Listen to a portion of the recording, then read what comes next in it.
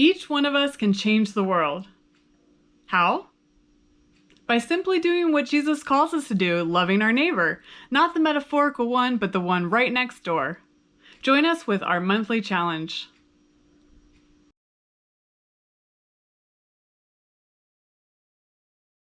Hi friend, I hope you're doing super well. So this month's Love Your Neighbor challenge is research the history of your neighborhood. Okay, before I moved into our neighborhood where we live now, I researched a little bit about the neighborhood. So I learned it was a neighborhood mainly built by Italians, and it was a very strong Italian heritage here. When we look at that, Italians have a very strong family history, they're very strongly connected as a family. It's a very big value. And we can still see that in our neighborhood. So we see a lot of family businesses. We see a lot of old Italian restaurants, as an example. We see old stores which are handed down from dad to son and so on. So it's all family run. It's really incredible actually. And then you see still the churches in the neighborhood, old Italian cathedrals. So people meet there and have their weddings there and all this stuff. But you still have that old Italian heritage in the neighborhood. And when you look at a neighborhood today, it's still shaping it. So to understand the neighborhood, you need to understand its history.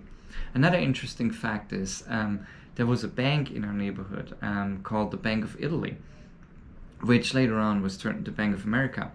But the story of that banker was later on made into a movie called It's a Wonderful Life. And we've all seen that, right? It's this story of this banker that helped people that usually wouldn't be able to succeed, that wouldn't be able to get a mortgage, and he helped them. He loaned them money. And the story is based on that banker out of our neighborhood. So it's amazing what kind of treasures you find in your neighborhood when you look at the history. So, but how do you find out about the history? So there's different ways. One way is talk to older people in the neighborhood, because they often know, have been there for a long time, heard from their grandparents, and they can tell you a lot.